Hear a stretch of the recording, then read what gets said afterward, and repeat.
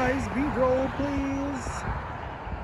Can we get some nice shots of the pretty greenery, please? Hello?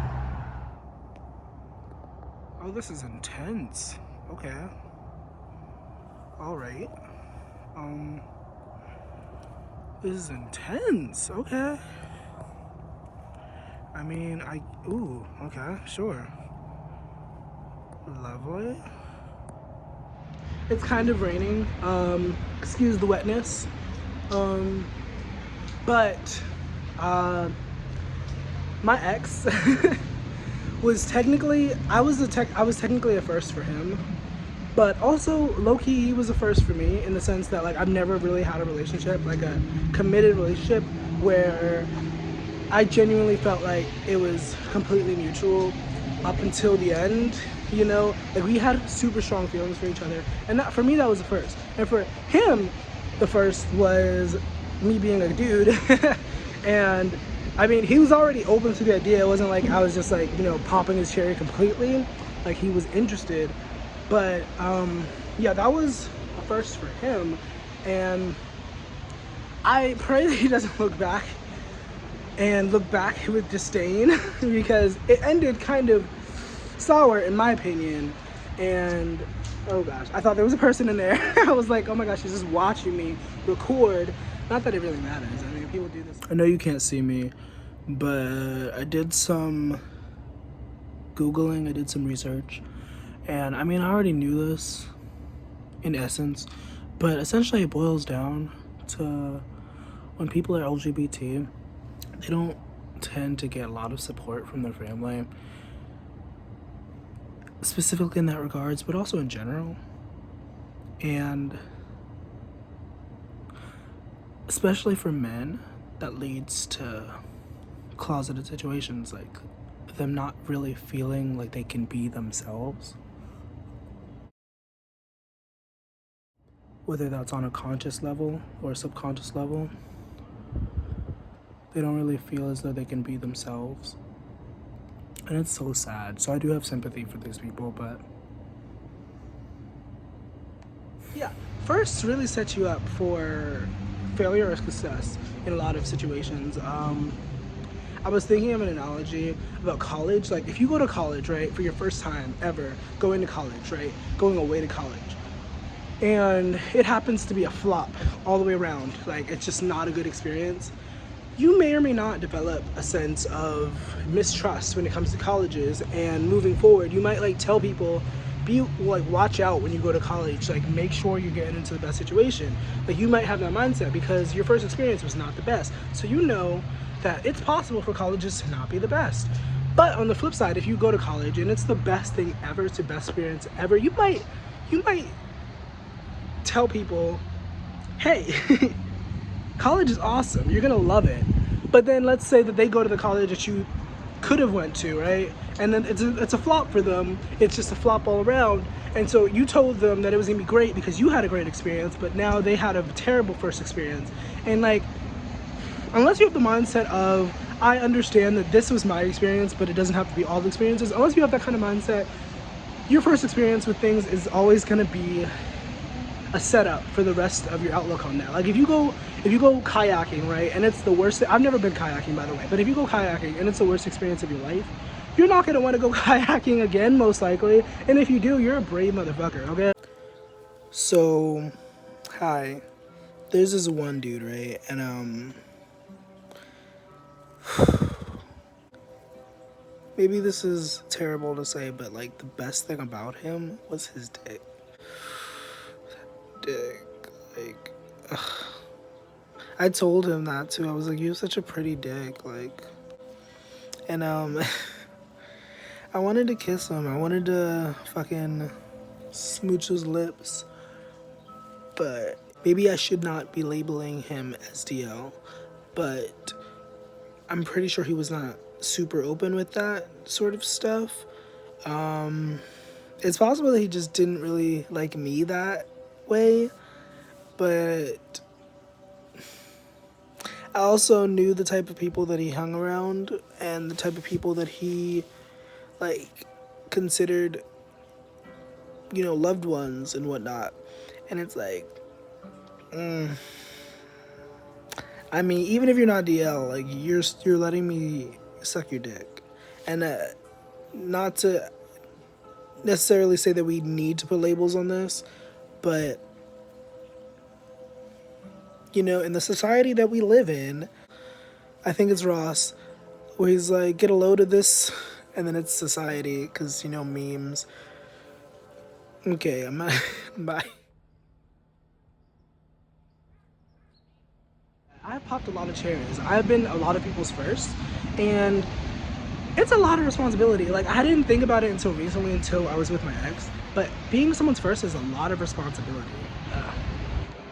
Cause like, we don't think about it like this a lot of times, but no matter what kind of interaction you have with someone, that is a lasting impression. And you may not even think about that person ever again, but like, imagine you meet someone, right? And they leave such an impression on you. You never see them again, right? And you just think about them. Imagine that for other people. That is, you are in some people's minds. You don't even know it, but you are a tattoo on someone's brain. And that's so fascinating to me, the way that works, honestly, because we don't even acknowledge it, we don't even understand it, we don't even realize it a lot of times, but that's just how that works.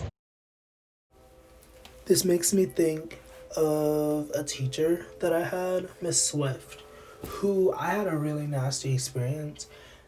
I don't even remember all the details. I was too young to remember all the details.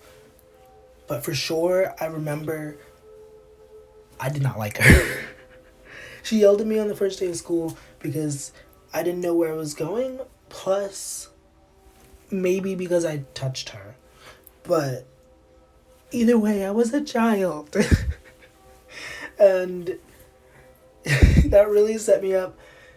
I don't know. It didn't really scar me too badly, but someone who holds grudges might like take that and just like, have a bad experience with teachers. But a lot of my teachers have been really cool. A lot of my teachers have been really friendly and sweet and kind. So this was like a one-off experience, and thankfully I didn't like carry it with me. But I just wanted to share that. Okay, bye.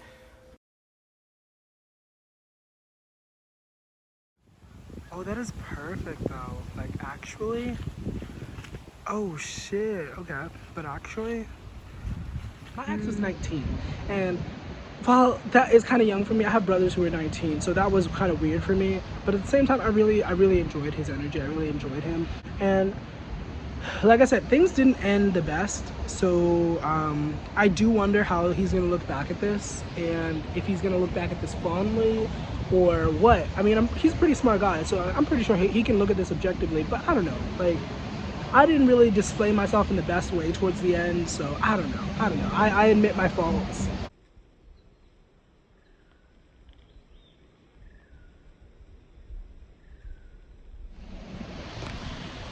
Okay, DL men. I said I was gonna talk about DL men.